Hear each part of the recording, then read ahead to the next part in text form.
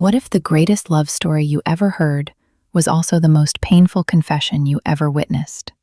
What if a woman woke up one morning, looked at her reflection in the mirror, placed both hands on her growing belly, and realized that the truth she was hiding had become louder than her own heartbeat? What if she had married the wrong brother, not because she was bad, not because she was cruel, but because loneliness has a way of finding you in the darkest corners of even the most beautiful homes? This is not a story about sin.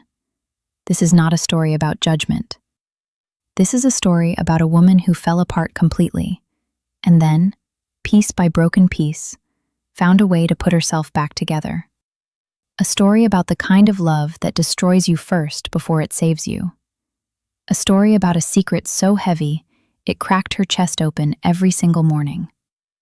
Stay with me, because by the end of this story, you will not be asking who was right or who was wrong. You will only be asking one question: what would you have done in her place? Because this story does not end the way you expect it to. It ends the way real life does: messy, honest, heartbreaking, and somehow, still, full of hope. My name is Sarah, and I need to tell you something I have never told anyone. Not my mother, not my best friend, not even the woman I see in the mirror every morning. I need to tell you the truth, because carrying it alone has become heavier than the child I am carrying inside me. I married Daniel 3 years ago.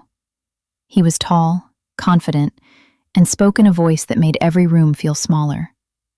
He was the kind of man people noticed immediately, the kind of man who walked into a restaurant and got the best table without asking. I loved him the way young women love impressive men, completely, blindly, and without asking nearly enough questions. Our wedding was beautiful. White flowers everywhere. My mother cried. His mother smiled with her lips, but not her eyes. I was 26 years old, standing in a white dress, believing with every single cell in my body that I had found my forever person. But forever is a very long time, and Daniel had a way of slowly disappearing, not physically, but emotionally. He was always there in the house, always present at dinner, always sleeping beside me at night. But somewhere in the middle of our second year of marriage, I realized I was profoundly, desperately, and completely alone. He stopped asking me how my day was. He stopped reaching for my hand. He stopped looking at me the way he used to look at me, like I was something worth looking at. I became furniture to him, familiar, necessary, and completely invisible. His brother Marcus was different in every possible way. Marcus was quieter than Daniel, softer. He noticed things, the way I held my coffee cup with both hands, the way I laughed a little too loudly when I was nervous, the way I always saved the last piece of chocolate for someone else, even when I really wanted it myself. Marcus noticed me when my own husband had forgotten I existed. He would visit on weekends, sit at our kitchen table, help me carry groceries, laugh at my terrible jokes. And I told myself it was just kindness, family kindness, the ordinary warmth of a good man being decent to his sister-in-law. I told myself that for a very long time. Then came the night that changed everything. Daniel was away on a business trip. It was raining heavily outside, the kind of rain that makes the whole world feel sealed shut, like you are the only two people left alive. Marcus had stopped by to fix a broken shelf he had promised to repair weeks ago. I made tea. He fixed the shelf. We sat together and talked for hours. He told me he had always admired my strength. He told me I deserved more than what I was getting. He told me that watching me be invisible in my own marriage made him quietly furious. And something inside me, something that had been cold and locked for so long, cracked open with warmth I had completely forgotten I was capable of feeling. I will not tell you that it was planned. I will not tell you that it was right. I will only tell you that it happened. One moment of warmth. One moment of being truly seen by another human being. And one night that I cannot take back no matter how many times I close my eyes and wish that I could. Marcus left before sunrise. We did not speak of it again. We pretended, with extraordinary painful politeness, that the night had never happened. He stopped visiting as often. I stopped sleeping properly. Daniel came home from his trip and kissed my cheek and asked if I had eaten dinner, and I smiled and said yes, and the lie sat in my throat like a stone. 3 weeks later, I was standing in a pharmacy bathroom, holding a small white stick, watching a thin pink line appear that rearranged every single piece of my future. I sat on that cold bathroom floor for 40 minutes. I did not cry immediately. I just sat there, staring at that line, feeling the entire weight of what had happened settle onto my shoulders like something made of concrete and broken glass. Because here was the truth. Daniel and I had not been intimate in over 4 months. There was only one possibility, only one answer. And that answer was the name I could not even whisper without feeling my chest collapse. I went home. I made dinner. I set the table. Daniel sat across from me and complained about his difficult week at work, and I nodded and listened and passed him the bread, and inside me was a secret growing alongside a heartbeat, 2 heartbeats now, actually, beating in completely different rhythms. The weeks that followed were the loneliest of my entire life. I could not tell Daniel. The thought of watching his face change, watching love become fury, watching recognition become devastation, it paralyzed me completely. I could not tell Marcus. Just the thought of his voice, his face, his shame, was enough to make me physically ill. I could not tell my mother, who had cried tears of joy at my wedding and told me I had chosen the perfect man. So I carried it, alone. The way women have always carried impossible things, quietly, invisibly, without anyone noticing the weight. I started noticing my body changing. Small things first, then undeniable things. And with every change came a growing panic, because I could not pretend forever. Bodies tell the truth eventually. Stomachs do not stay flat for 9 months, no matter how many loose sweaters you wear. One evening, Daniel looked across the dinner table and said, very carefully, "Sarah, are you all right? You look different lately." And I said, "I'm pregnant." I watched his face transform. I watched shock become joy, bright, immediate, overwhelming joy. And it was the most painful thing I had ever witnessed in my life. He came around the table and pulled me into his arms, and I could feel his happiness like heat against my skin, and I thought I might actually disappear from guilt right there in his embrace. He called his mother. She cried. He called his friends. He was the happiest I had seen him in 2 years. And every smile he gave me landed on my skin like something burning. Marcus came to the celebratory dinner Daniel organized. He sat across from me at the same table where everything had happened. He looked at my face. I looked at his. And in that single second of eye contact, with Daniel laughing and pouring wine for everyone, every unspoken word between us flew across that table like electricity. He knew. I knew he knew. And we both looked away at exactly the same moment. I lay awake that night listening to Daniel sleep peacefully beside me, and I asked myself the question that had been circling my mind for weeks. What kind of woman was I? What kind of mother would I be? What kind of life was this child going to be born into? A life built on a foundation of silence and sand. I thought about the child. That is what finally moved me. Not my reputation, not my marriage, not my fear. The child. Innocent, unknowing, deserving of truth before it was even old enough to understand what truth meant. I called Marcus the next morning when Daniel was at work. My voice was steady. I do not know how, but it was. "Marcus," I said, "I need to tell you something. And after I tell you, nothing will ever be the same." There was a long silence. Then he said very quietly, "I already know, Sarah." Another silence, the longest of my life. "What do we do?" he asked. "I don't know yet," I said, "but I know I cannot keep lying." 3 days later, I sat Daniel down at our kitchen table, the same table where everything had begun and changed and broken, and I told him everything. I told him slowly, carefully, without drama, without tears at first. Just the plain, devastating truth, laid out word by word, like stones being placed on a grave. I watched his face. I will never forget his face. It went through 20 different expressions in 30 seconds. Confusion, then disbelief, then understanding, then something so raw and so painful, it had no name I know of in any language. He did not shout. That surprised me. He sat very still for a very long time. Then he stood up, walked to the window, looked outside at the street where our neighbors were living their ordinary, undramatic lives. And then he said, in a voice so quiet I had to strain to hear it, "Which night?" And somehow, that question, so specific, so human, so deeply wounded, broke something open in me that had been sealed for months. I started crying then. The kind of crying that comes from somewhere beneath the stomach, the kind that shakes your entire body. He did not comfort me. He was not cruel either. He simply picked up his car keys and walked out the door.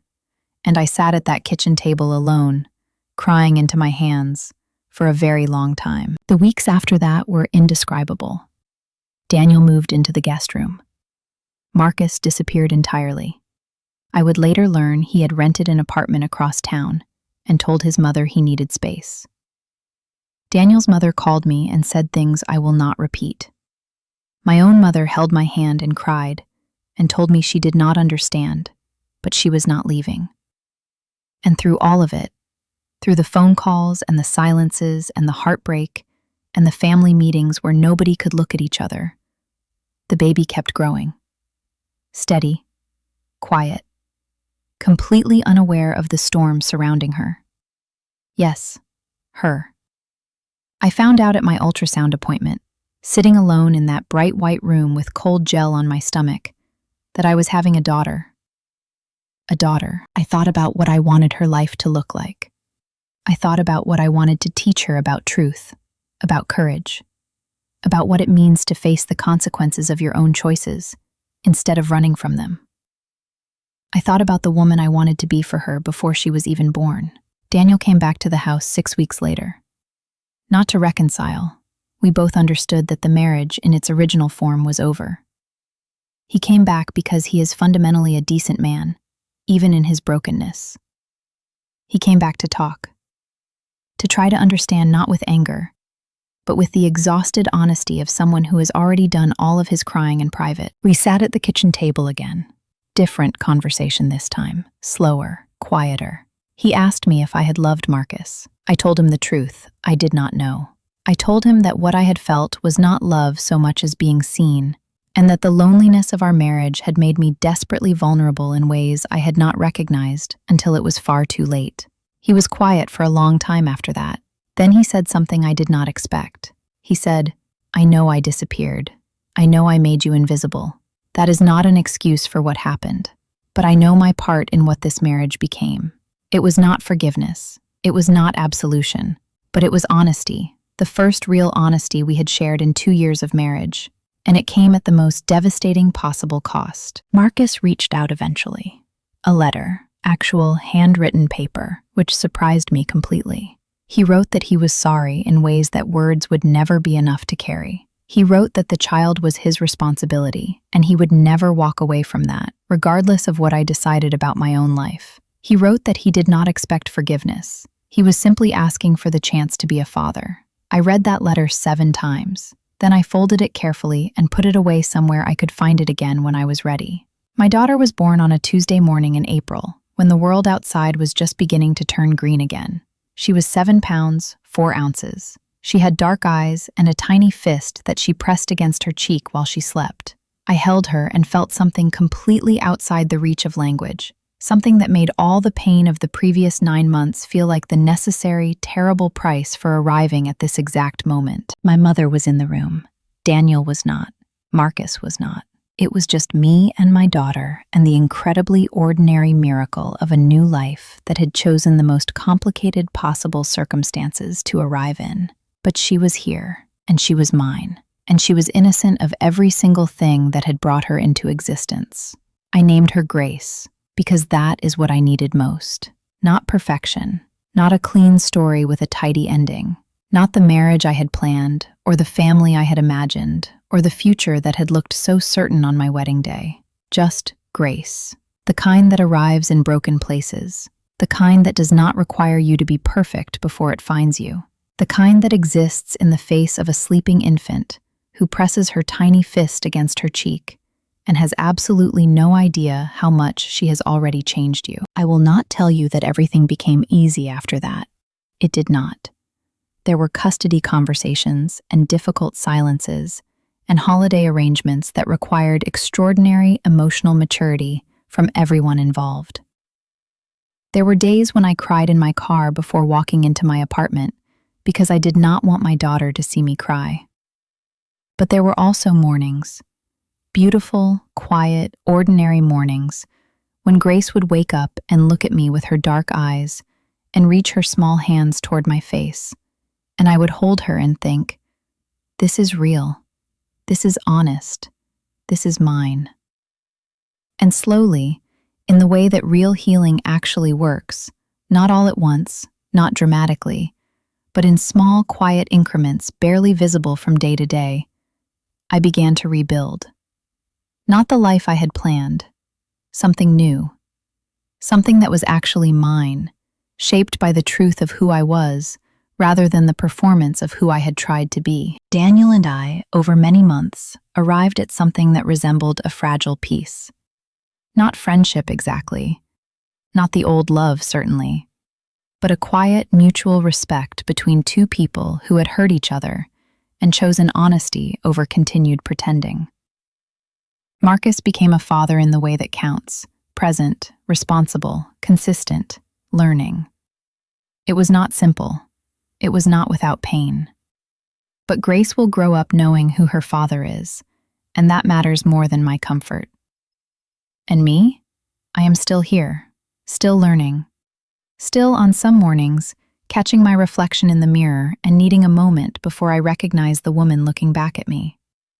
She is different from the woman in the white dress at that beautiful wedding.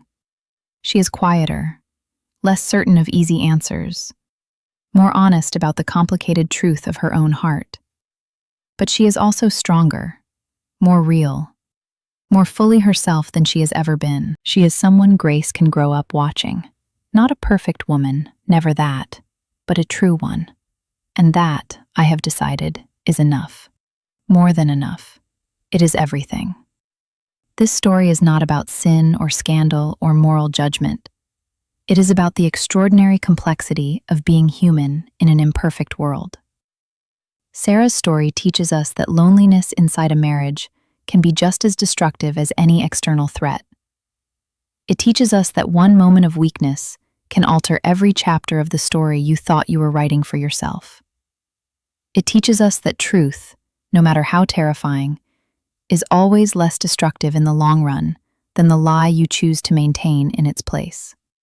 Most powerfully, this story teaches us that new life, in every sense of the word, is possible even inside the most broken circumstances imaginable. Grace did not ask to arrive the way she did, but she arrived.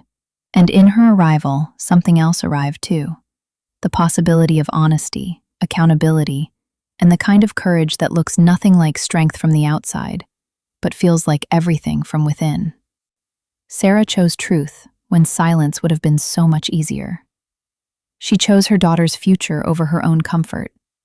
She chose the messy, imperfect, incredibly brave work of starting over.